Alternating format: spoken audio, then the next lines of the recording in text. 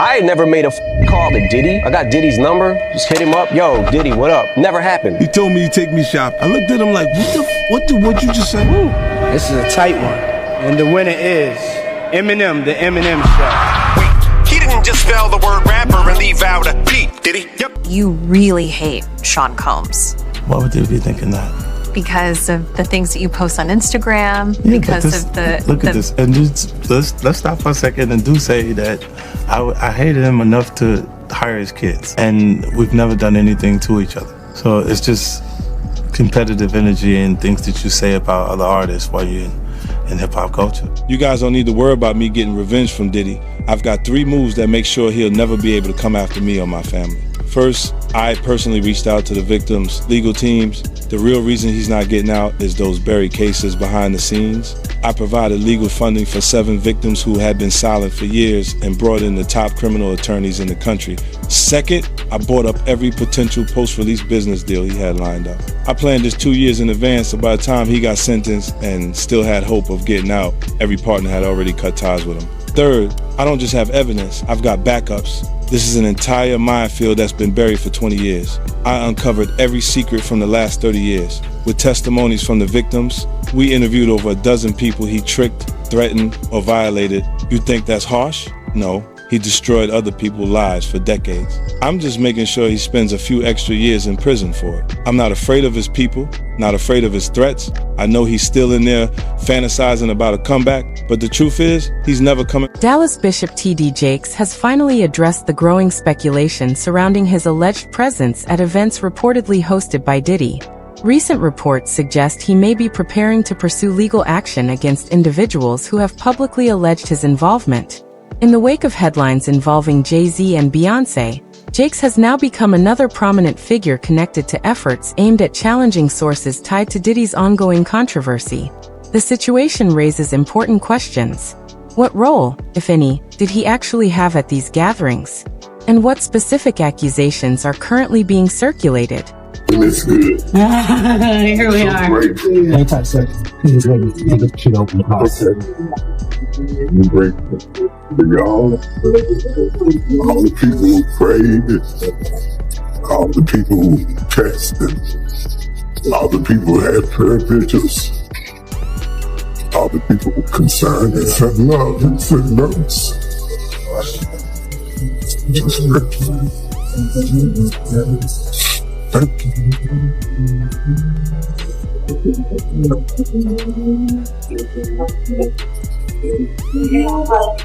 Just grateful.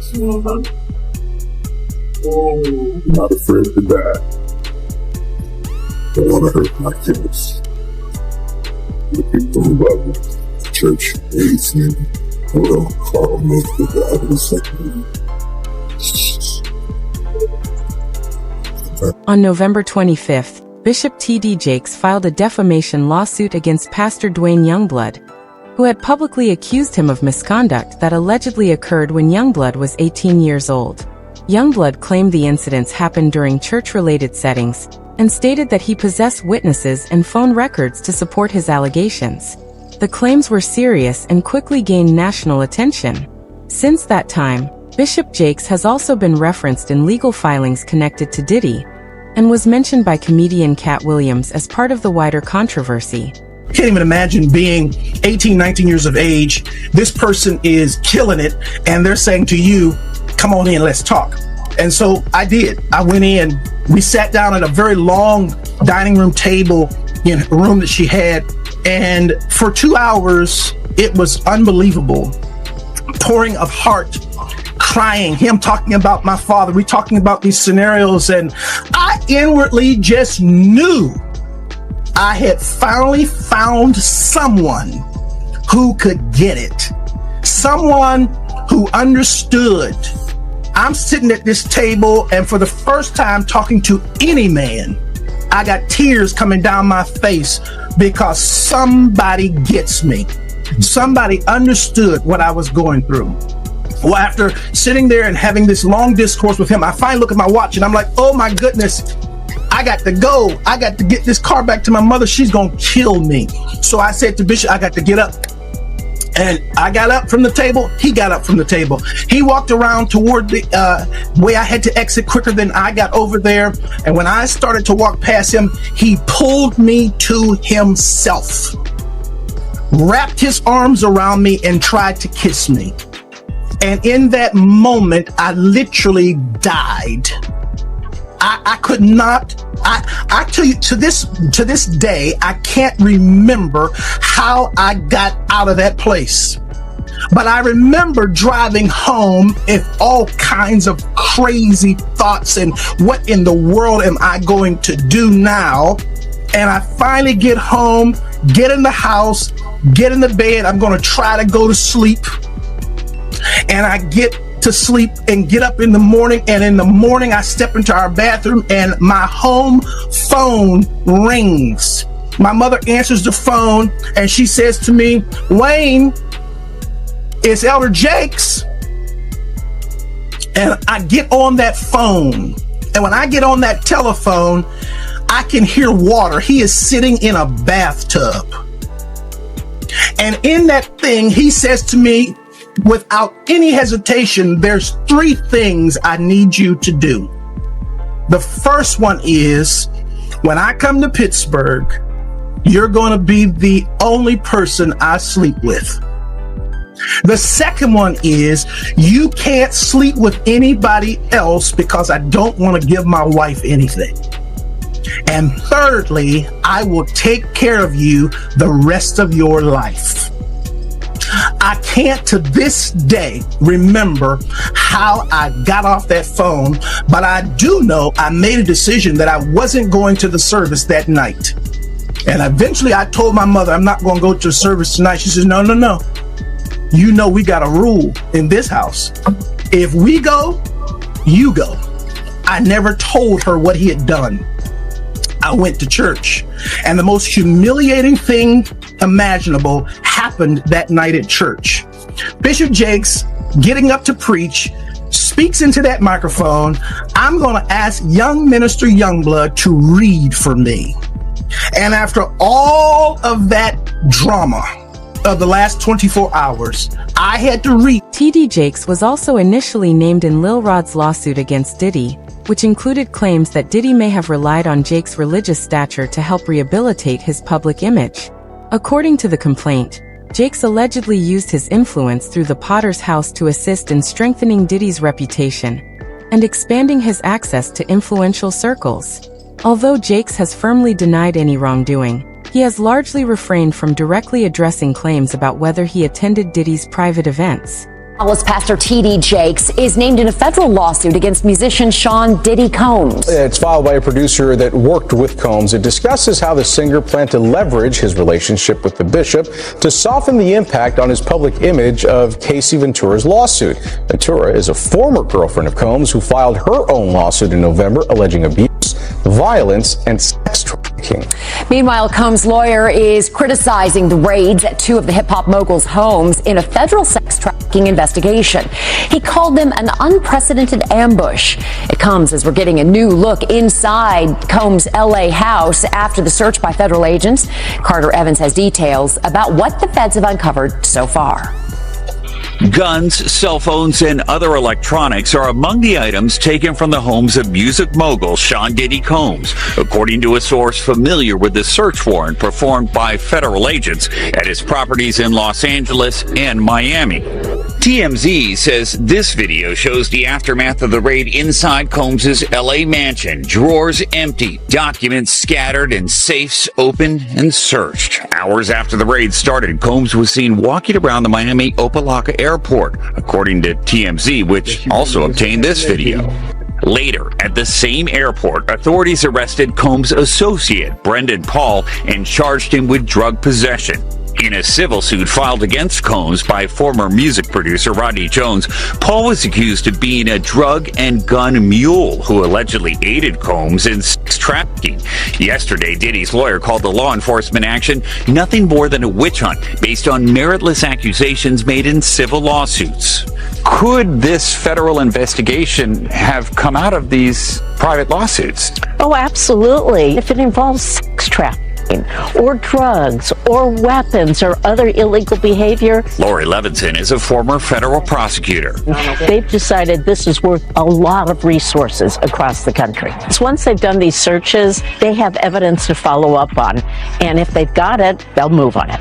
We still here, you're rocking with the best. Even though Combs has not been publicly named as a target of the investigation, he says he's now prepared to fight. Additionally, several individuals have alleged that they observed TD Jakes at certain high-profile gatherings associated with Diddy, including his well-known all-white themed parties. One individual, referred to as Gandalf, reportedly claimed to have seen Jakes present and questioned why such a prominent religious leader would be connected to those environments.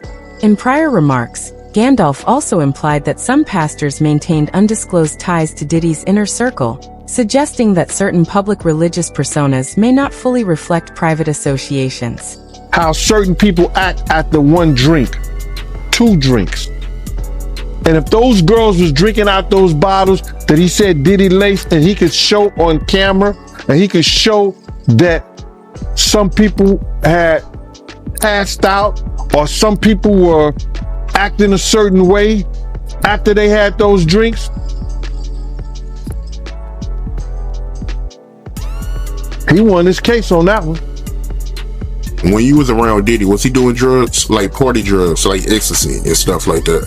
Diddy wasn't the dude he is today when I was around him. You understand? He had just started, when I was about to leave, he had just started with because he never smoked weed, he never smoked cigarettes, I never seen him do cocaine or none of that shit. You understand? He would have it for people to do it. You understand? It's certain of his girls like to do it, and he would make sure it would be there. But he wasn't the one that did it. Diddy didn't start getting hooked on drugs until he got hooked on those painkillers. After he got hooked on those painkillers, he started drinking more, because he wouldn't even drink hard liquor. He was only drinking champagne, Don P or Cristal. He was not drinking hard liquor then. Yeah, that's real talk, man. And he also claims that, Diddy, he was using TD Jakes to fix his image. You believe that? Well, we saw that to be true anyway. That's what he was trying to do all that time. That's why TD Jakes was there, to try to fix his image. I want to get right into it, man. How you feel about these rumors surrounding, Diddy and TD Jakes? Man, what I think about it is this, when I grew up in the church, the sinners was not supposed to have the same atmosphere with the saints. You have to be able to separate the two. So I'm looking at him as a saint going to a party that ain't nothing but sin, drinking, maybe fornication, man on man, woman on woman, he on she. But maybe he there to lay some hands on somebody. Maybe he there to save some souls. I know he got a contract with Revolt, so I'm just like, it's just real strange that he would be found at any kind of Diddy party or any kind of place with Diddy, unless it's in a business atmosphere. So now what he's doing is he's making the Christians look real bad right about now. And you been to these parties, right? Oh yeah, I was there when he was doing the white parties in the Hamptons and the whole 9 yards. So I know what goes on at the parties. If they probably got a little bit more freakier, as time went on, because they got to the point whereas that they didn't even care. It used to be secretly, where people used to go to, separate rooms and different rooms, and they wasn't doing that out in the public, but now they don't care. Men kissing men and all this other that's just crazy. So why do you think he was going to these parties? I think that he's going to the Diddy parties, bruh. if he's going, well, we know he's going to the Diddy parties, and I know that it's, I know what usually happens at the Diddy party, or what we told us happened at the Diddy parties. Maybe he need to see it for himself, man. Maybe he need to go there and really be involved in some things that could help save some individuals while they going to those parties.